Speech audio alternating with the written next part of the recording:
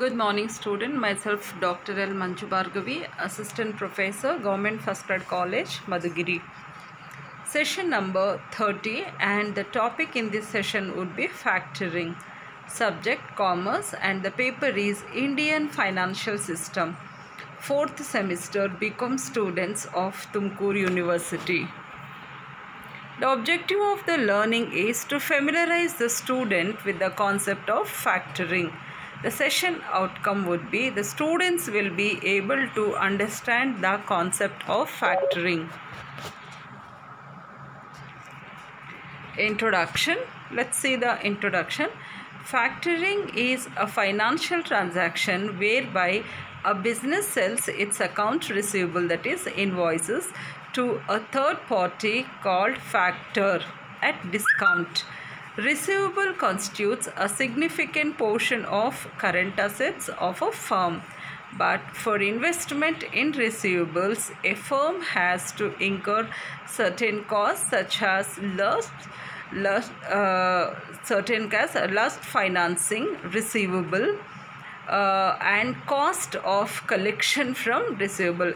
ಈ ಫ್ಯಾಕ್ಟ್ರಿಂಗ್ ಅನ್ನೋದು ಒಂದು ಫೈನಾನ್ಷಿಯಲ್ ಟ್ರಾನ್ಸಾಕ್ಷನ್ಸ್. ಇಲ್ಲಿ ಬಿಸ್ನೆಸ್ ಸೆಲ್ಸ್ ಇಟ್ಸ್ ಅಕೌಂಟ್ಸ್, ಬಿಸ್ನೆಸ್ಗಳು ಅವರ ಇನ್ವಾಯ್ಸಸ್ನ ಒಂದು ಥರ್ಡ್ ಪಾರ್ಟಿಗೆ ಸೇಲ್ ಮಾಡ್ತಾರೆ. A third party is called factor at discount ಪ್ರೈಸಲ್ಲಿ ಸೇಲ್ ಮಾಡ್ತಾರೆ. Next, meaning of factoring. Factoring refers to the process of managing the sales ledger of a client by a financial service company. In other words, it is an agreement under which a financial intermediary assumes the credit risk in the collection of book debts of its client. Definition. Let's see a definition for factoring. Factoring implies a financial arrangement between the factor and the client, in which the firm gets advances in return for receivables. ಫರ್ಮ್ಗಳಿಗೆ ಅಡ್ವಾನ್ಸಾಗಿ return ಆಗಿ ಅಡ್ವಾನ್ಸ್ಗಳು ಸಿಗ್ತವೆ, ಅದೇ receivable ಅಂತ ಕೂಡ ಹೇಳ್ತೀವಿ ಅದನ್ನು. From financial institutions, ಅವ್ರನ್ನ factor ಅಂತ ಕರೀತಾರೆ. ಫೈನಾನ್ಷಿಯಲ್ ಇನ್ಸ್ಟಿಟ್ಯೂಷನ್ಸಿಂದ in return they will get the advances. Types of factoring. ಎಷ್ಟು ಟೈಪ್ ಆಫ್ ಫ್ಯಾಕ್ಟ್ರಿಂಗ್ ನಾವು ನೋಡ್ಬೋದು ಅಂತಂದರೆ, here the factorings are classified into different ways. One is recourse and non-recourse factoring. Non-recourse factoring, ಆಮೇಲೆ disclosed factoring, undisclosed factoring, domestic factoring, export factoring, advances factoring, and maturity factoring. We will see one by one in detail. ಈಗ resource and non-recourse factoring ಅಂದರೆ ಏನು? In this type of arrangement, the financial institution can resort to the firm when the debts are not receivable. So, the credit risk associated with the trade debts are not assumed by the factor. Here, on the other hand, in non-recourse factoring, the factor cannot recourse to the firm in case the debt turn out to be irrecoverable. Disclosed and undisclosed factoring ಅಂತ ನೋಡೋಣ. The factoring in which the factor's name is indicated in the invoice by the supplier of the goods or services asking the purchaser to pay the factor is called disclosed factoring. ಇದರಲ್ಲಿ factors name indicate ಆಗಿರುತ್ತೆ ಇನ್ವಾಯ್ಸಲ್ಲಿ.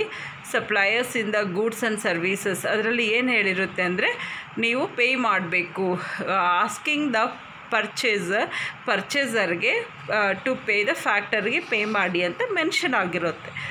So this is called disclose factoring. Disclose ಅಂದರೆ the name will be identified of the business. The factoring in which the factor's name is indicated in the invoice by the supplier of the goods or services asking the purchasers to pay to the factor is called disclosed factoring. Next, Conversely, the form of factoring in which the name of the factor is not mentioned, ಇದಕ್ಕೆ reverse ಆಗಿ factor name mention ಮಾಡಿಲ್ಲ invoices issued by the manufacturers ಅಂದಾಗ, in such a case the factor maintains a sales ledger of the client and the debt is realized in the name of the firm. However, the control is in the hands of the factor. So undisclose fact ಅಂದರೆ ಇದರಲ್ಲಿ name identify ಆಗಿರೋದಿಲ್ಲ. Next, domestic and export factoring. Will see this when the 3 parties to factoring, that is customer, client and factor, reside in the same country, then it is called domestic factoring. Factor, client ಮತ್ತು customer ಎಲ್ಲ ಒಂದೇ ಕಂಟ್ರಿಯಲ್ಲಿ ಒಂದೇ ಪ್ಲೇಸಲ್ಲಿ ಇದ್ದಾಗ ನಾವು ಅದನ್ನು domestic factoring ಅಂತ ಕರಿತೀವಿ. Export factoring or otherwise known as cross border factoring is one in which there are 4 parties involved. Exporter ಅಂದರೆ client, the importer customer, export factor and the import factor. This is also termed as the two-factor system. Export ಫ್ಯಾಕ್ಟ್ರಿಂಗಲ್ಲಿ ಏನಾಗುತ್ತೆ, cross border factoring ಅಂತ ಕೂಡ ಕರೀತಾರೆ. Is also known as cross border factoring, in which there is 4 parties. ಯಾರ್ಯಾರು, exporter ಇರ್ತಾರೆ, client, the importer, customer ಇರ್ತಾರೆ, ಹಾಗೆ export factor ಅಂತ ಒಬ್ರು ಇರ್ತಾರೆ, ಇಂಪೋರ್ಟ್ ಫ್ಯಾಕ್ಟರ್ ಕೂಡ ಒಬ್ರು ಇರ್ತಾರೆ. This is also termed as the two-factor system. Advance and maturity factoring. ಇದರಲ್ಲಿ ಏನು ನೋಡ್ತೀವಿ, in advance factoring the factor gives an advance to the client against the uncollected receivable. Advance factoring ಅಲ್ಲಿ ಏನು ಮಾಡ್ತಾರೆ, the factor gives an advance ಕೊಡ್ತಾರೆ ಕ್ಲೈಂಟಿಗೆ, ಅನ್ರಿಸೀವಬಲ್ against ಅನ್ಕಲೆಕ್ಟೆಡ್ receivable. ಇನ್ನೂ receivable ಬರಬೇಕು but collect ಆಗಿಲ್ಲ, ಅದರ against he will give the advances to the client. In maturity factoring, the factoring agency does not provide any advance to the firm. Instead, the bank collects the sum from the customer and pays to the firm, either on the date on which the amount is collected from the customers or a guaranteed payment date. Maturity factor ಏನಾಗುತ್ತೆ, factoring agency will not provide, ಇದು advance ಕೊಡೋದಿಲ್ಲ ಫರ್ಮ್ಗೆ. Instead bank collect ಮಾಡುತ್ತೆ the sum from the ಕಸ್ಟಮರ್ಸಿಂದ bank collect ಮಾಡಿ and pays to the firm. Later it will pay to the firm, either in the date of amount collect ಆಗಿರೋದಿನಾದರೂ pay ಮಾಡ್ತಾರೆ, ಅಥವಾ customer guarantee ಒಂದು ಡೇಟ್ನ, payment ಡೇಟ್ನ mention ಮಾಡಿರ್ತಾರೆ, ಆ ಒಂದು ಡೇಟಲ್ಲಾದರೂ ಪೇ ಮಾಡ್ತಾರೆ. Procedure, how this will work. Customer, factor, client. ಈಗ ಕಸ್ಟಮರ್ ಪೇಮೆಂಟ್ ಆಫ್ ಅಮೌಂಟ್ ಫ್ಯಾಕ್ಟರ್ಗೆ ಹೋಗುತ್ತೆ, ಅಲ್ಲಿಂದ ಪೇಮೆಂಟ್ ಟು 80% ಇನಿಷಿಯಲಿ ಕ್ಲೈಂಟಿಗೆ 80% ಪೇ ಮಾಡೋದು. ಹಾಗೆ ಇನ್ನೊಂದು ಒಳಗಡೆ ನೋಡಿದಾಗ payment of balance amount pay ಮಾಡೋದು. Next client submit copy of invoice to the factor, client submit ಮಾಡ್ತಾನೆ. ಸೊ ಕಸ್ಟಮರು ಕ್ಲೈಂಟ್ ಮಧ್ಯ ಕ್ರೆಡಿಟ್ ಸೇಲ್ ಆಫ್ ಗೂಡ್ಸ್ ನಡೆಯುತ್ತೆ, ಅವ್ರ ಮಧ್ಯ ಇನ್ವಾಯ್ಸ್ ನಡೆಯುತ್ತೆ, ಹಾಗೆ ಪೇಮೆಂಟ್ ಕೊಡ್ತಾರೆ ಫ್ಯಾಕ್ಟರ್ಗೆ. ಫ್ಯಾಕ್ಟರ್ ಕ್ಲೈಂಟ್ ಮಧ್ಯ ಸಬ್ಮಿಟ್ ಕಾಪಿ ಇಸ್ಕೊಂಡ್ಮೇಲೆ ಪೇಮೆಂಟು ಫಸ್ಟ್ 80% ಕೊಡ್ತಾರೆ ಇನಿಷಿಯಲಿ, ಆಮೇಲೆ client will pay 80%, later he will pay to the client balance amount. Process of factoring. ಈ ಒಂದು ಫ್ಯಾಕ್ಟ್ರಿಂಗ್ ಪ್ರಾಸೆಸ್ ಏನೇನಿದೆ ಅಂತ ನೋಡೋಣ. First one, borrowing company or the client sells the book debts to the lending institution. Factor, ಯಾರು ಬಾರೋ ಮಾಡ್ತಾರೋ, borrowing company ಏನಿದೆ ಅದು ಅಥವಾ ಕ್ಲೈಂಟ್ ಇರ್ತಾರೆ, ಅವರು they will sell the book of debts to the lending institution. ಫ್ಯಾಕ್ಟರ್ಗೆ ಕಳಿಸ್ಕೊಡ್ತಾರೆ. Next, factor acquires the receivables and extend money against the receivables after deducting and retaining the following sum, that is an adequate margin, ಆಮೇಲೆ factors commission and interest on advance. ಇಷ್ಟು information ಇಷ್ಟು amount deduct ಮಾಡಿಕೊಂಡು ಫ್ಯಾಕ್ಟರ್ಗಳು ಅಮೌಂಟನ್ನ extend ಮಾಡ್ತವೆ.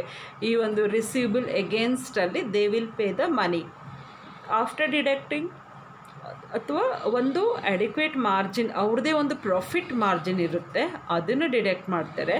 ಹಾಗೆ ಈ ಒಂದು ಫ್ಯಾಕ್ಟರ್ದು ಕಮಿಷನ್ ಇರುತ್ತೆ, ಅದನ್ನು ಡಿಡಕ್ಟ್ ಮಾಡ್ತಾರೆ.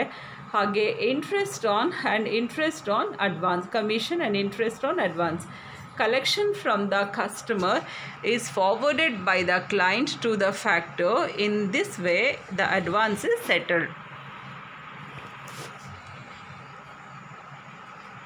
ಬೇರೆ ಬೇರೆ ಸರ್ವಿಸಸ್ ಕೂಡ ಫ್ಯಾಕ್ಟರ್ ಪ್ರೊವೈಡ್ ಮಾಡ್ತವೆ. ಏನೇನೆಂದರೆ ಫೈನಾನ್ಸ್ ಕೊಡೋದಾಗಿರ್ಬೋದು, ಡೆಟ್ಗಳನ್ನ ಕಲೆಕ್ಷನ್ ಮಾಡಿರೋದು, ಡೆಟ್ ಅಂದರೆ ಸಾಲ ಕೊಟ್ಟಿರ್ತಾರಲ್ವ, ಸೊ ಅವರಿಂದ ವಸೂಲಿ ಮಾಡೋದು, collection of debts and maintenance of ಡೆಟ್ನ ಮೇಂಟೈನ್ ಮಾಡೋದು, ಡೆಟಾಸ್ನ ಮೇಂಟೈನ್ ಮಾಡೋದು. ಹಾಗೆ protection of credit risk, maintenance of debtors ledger and debtors ledger maintain ಮಾಡೋದು, ಕ್ರೆಡಿಟ್ ರಿಸ್ಕನ್ನು ಪ್ರೊಟೆಕ್ಟ್ ಮಾಡೋ ಅಂಥದ್ದು. ಹಾಗೆ ಮೇಂಟೆನೆನ್ಸ್, ಡೆಟ್ಸ್ ಫಾಲೋ ಅಪ್ ಮಾಡೋದು, ಅಡ್ವೈಸರಿ ಸರ್ವಿಸಸ್, ಇವೆಲ್ಲ ಫಂಕ್ಷನ್ಸ್ನ ಫ್ಯಾಕ್ಟರ್ಸ್ ವಿಲ್ ಪ್ರೊವೈಡ್, ಇವೆಲ್ಲ ಸರ್ವಿಸಸ್ಗಳು. The factor gets control over the clients debtors. ಈ ಕ್ಲೈಂಟ್ಗಳ ಡೆಟರ್ಸ್ ಮೇಲೆ ಫ್ಯಾಕ್ಟರ್ಸ್ಗೆ ಕಂಟ್ರೋಲ್ ಬರುತ್ತೆ. To whom the goods are sold on credit is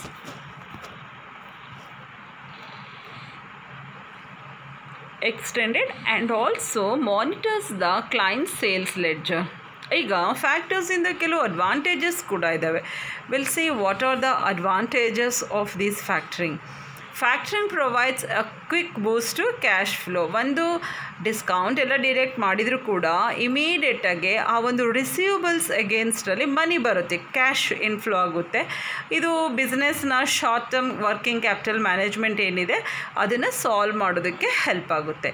this may be a very valuable for business that are short of working capital. There are many factoring companies, so prices usually competitive. Factoring companies bhala irodrinda prices are very competitive level alli irtave. It can be a cost effective way of outsourcing your sales ledger while freeing up your time to manage the business. It assists smoother cash flow and financial planning. Next, some customers may respect factors and pay more quickly. Next one, factors may give you useful information about the credit standing of your customers, and they can help you to negotiate better terms with your supplier. So they will provide information and also negotiate ಮಾಡೋದಕ್ಕೆ ಕೂಡ help ಮಾಡ್ತವೆ. Factors can prove an excellent strategic as well as financial resources when planning business growth.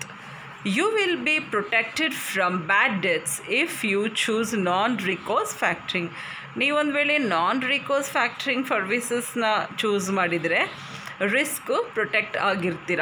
ಹಾಗೆ cash is released as soon as the orders are invoiced and it's available for capital investment and funding of your next orders. ಇನ್ನೊಂದು advantage ಏನಂದರೆ ತುಂಬ ಬೇಗನೆ cash release invoice order ಸಿಕ್ಕಿದ ತಕ್ಷಣ cash release ಆಗೋವಂಥದ್ದು. ಹಾಗೆ ಇದು available and it is available for capital investment and funding of your next orders. ನಿಮ್ಮ ನೆಕ್ಸ್ಟ್ ಆರ್ಡರ್ನ ಫಂಡ್ ಮಾಡೋದಕ್ಕೆ ಕ್ಯಾಶ್ ಅವೈಲಬಿಲಿಟಿ ಸಿಗುತ್ತೆ. Factors will credit check your customers. ನಮ್ಮ ಕಸ್ಟಮರ್ನ ಚೆಕ್ ಮಾಡ್ತವೆ, ಕ್ರೆಡಿಟ್ ಚೆಕ್, ಅವರ ರಿಸೋರ್ಸಸ್, ಅವ್ರದ್ದು ಒಂದು ಸ್ಟೇಟಸ್, ಪೇಬಲ್, ಇದೆಲ್ಲ ಕೂಡ ಚೆಕ್ ಮಾಡ್ತಾರೆ. So they will credit check your customers and can help your business trade with better customers. ನಮ್ಮ ಬಿಸ್ನೆಸ್ಗೆ ಬೇಕಾಗದಂಥ ಒಳ್ಳೆ ಕಸ್ಟಮರ್ಸ್ನ ತಂದುಕೊಡ್ತಾರೆ. ಹಾಗೆ ಚೆಕ್ ಮಾಡೋದ್ರಿಂದ ಒಳ್ಳೆ ಕಸ್ಟಮರ್ಸ್ನ ಮೇಂಟೈನ್ ಮಾಡೋದಕ್ಕೆ ಹೆಲ್ಪ್ ಆಗುತ್ತೆ. ಈಗ ಫ್ಯಾಕ್ಟ್ರಿಯಿಂದ ಕೆಲವು ಅಫ್ಕೋರ್ಸ್ ಡಿಸಡ್ವಾಂಟೇಜಸ್ ಕೂಡ ಇದ್ದಾವೆ. Let us see what are the disadvantages of factory. Queries and disputes may have a negative impact on your available funding. Yes, ಬಹಳಷ್ಟು ಟೈಮು ಈ ಒಂದು ಕ್ವೆರಿಗಳು ಅಂದರೆ ಈ ಒಂದು ಪೂಚ್ತಾಶ್ ಅಂತ ಹೇಳ್ತಾರಲ್ಲ, ಮತ್ತು ಡಿಸ್ಪ್ಯೂಟ್ಸ್, ಈ ಒಂದು ಸೆಟಲ್ಮೆಂಟ್ ಪ್ರಾಬ್ಲಮ್ಸು, ಇವೆಲ್ಲ ಕೂಡ ನಮ್ಮ ಸೇವಿಂಗ್ಸ್, ನಮ್ಮ ಹತ್ರ ಇರೋವಂಥ ಅವೈಲೇಬಲ್ ಫಂಡಿಂಗ್ ಮೇಲೆ ಒಂದು ನೆಗೆಟಿವ್ ಇಂಪ್ಯಾಕ್ಟ್ ತೋರಿಸೋ ಸಾಧ್ಯತೆ ಇದೆ. For this reason, factoring works best when a business is efficient and there are few disputes and queries. So ಹಾಗಾಗಿ ಯಾವ ಬಿಸ್ನೆಸ್ ತುಂಬ ಎಫಿಷಿಯೆಂಟಾಗಿರುತ್ತೆ, ಯಾವ ಬಿಸ್ನೆಸ್ಸಲ್ಲಿ ತುಂಬ ಕಡಿಮೆ ಕ್ವೆರಿಗಳು, ಅತಿ ಚಿಕ್ಕ ಪುಟ್ಟ ಡಿಸ್ಪ್ಯೂಟ್ಸ್ ಇರ್ತವೆ, ಅಂಥ ಬಿಸ್ನೆಸ್ಸಲ್ಲಿ ಈ factors will work a lot. The cost will mean a reduction in your profit margin on each other's or service fulfillment. ಒಂದು ಡಿಸ್ಅಡ್ವಾಂಟೇಜಸ್ ಏನಂದರೆ ಕಾಸ್ಟ್ ಇನ್ವಾಲ್ವ್ ಆಗಿರುತ್ತೆ. So cost in the sense cost involve means automatically reduction in our profit margin on each order. ಪ್ರತಿಯೊಂದು order ಮೇಲೆ service fulfil ಮಾಡೋದಕ್ಕೆ ಸ್ವಲ್ಪ cost involve ಆಗುತ್ತೆ. ಅದರಿಂದ ನಮ್ಮದು ಪ್ರಾಫಿಟ್ ಕೂಡ ಪ್ರಾಫಿಟ್ ರಿಡಕ್ಷನ್ ಆಗುತ್ತೆ. Another disadvantage, it may reduce the scope for other borrowing.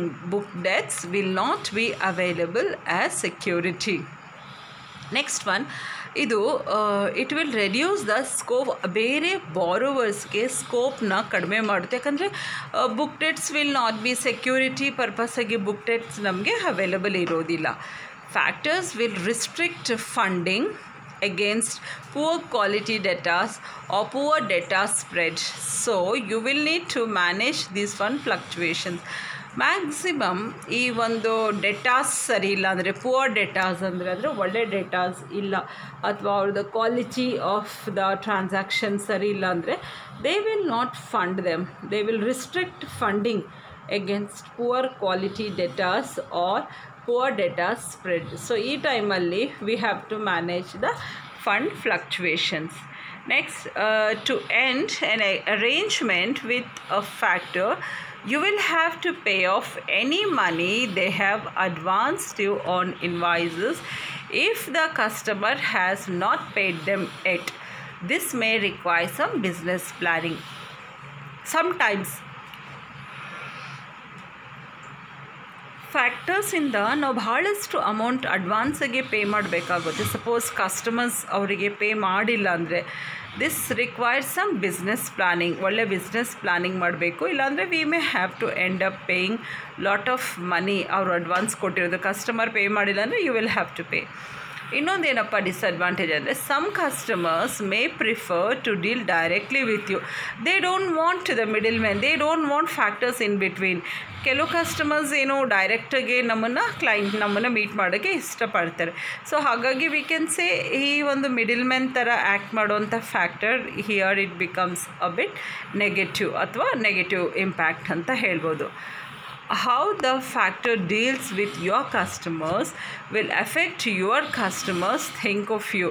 Make sure you use a reputable company that will not damage your reputation. ಈಗ ನಮ್ಮ ಕಸ್ಟಮರ್ಸ್ಗೂ ನಮಗೂ ಮಿಡಲ್ ಮ್ಯಾನ್ ಇರೋ ಕಾರಣ ಇವರು ಯಾವ ರೀತಿ ಡೀಲ್ ಮಾಡ್ತಾ ಇದ್ದಾರೆ ನಮ್ಮ ಕಸ್ಟಮರ್ಸ್ನ ಅನ್ನೋದ್ರ ಮೇಲೆ ನಮ್ಮ ಬಿಸ್ನೆಸ್ ಕೂಡ ಡಿಪೆಂಡ್ ಆಗುತ್ತೆ. ಸೊ ನಾವು ಒಳ್ಳೆಯ ಕಸ್ಟಮರ್ಸ್ನ, ಒಳ್ಳೆ ಫ್ಯಾಕ್ಟರ್ನ ಚೂಸ್ ಮಾಡಬೇಕಾಗುತ್ತೆ. ಇಲ್ಲಾಂದರೆ ಇವರು ನಮ್ಮ ಕಸ್ಟಮರ್ಸ್ ಜೊತೆ ಸರಿಯಾಗಿ ಡೀಲ್ ಮಾಡಿಲ್ಲ ಅಂದರೆ ನಮ್ಮ ಕಸ್ಟಮರ್ ಇಮೇಜ್ ಕೂಡ ಇಂಪ್ಯಾಕ್ಟ್ ಆಗೋ ಸಾಧ್ಯತೆಗಳಿದ್ದಾವೆ. So these all are the disadvantages of factors. There are some advantages so as well as disadvantages of this factoring. Main disadvantage is cost involvement, like adrinda profit will reduce, and second thing customers direct ಬಂದು ನಮ್ಮನ್ನು loose ಮಾಡೋಕ್ಕೆ meet ಮಾಡೋದಕ್ಕೆ ಅವಕಾಶ ಇರೋದಿಲ್ಲ. ಹಾಗಾಗಿ ಒಂದು ಏನಪ್ಪ ಅಂದರೆ they become in between customers and us, they will become like a middle man. So we may lose that opportunity to meet the customer because of factors. ಇದು ಒಂದು ಡಿಸಡ್ವಾಂಟೇಜಸ್. ಇನ್ನೊಂದೇನಪ್ಪ ಅಂದರೆ ಇವರು ಯಾವ ರೀತಿ ನಮ್ಮ ಕಸ್ಟಮರ್ಸ್ ಜೊತೆ ಡೀಲ್ ಮಾಡ್ತಾರೆ ಅದು ನಮ್ಮ ಕಸ್ಟಮರ್ಸ್ ಮತ್ತು ಬಿಸ್ನೆಸ್ ಕೂಡ ಇಂಪ್ಯಾಕ್ಟ್ ಆಗೋ ಚಾನ್ಸಸ್ ಇರ್ತವೆ.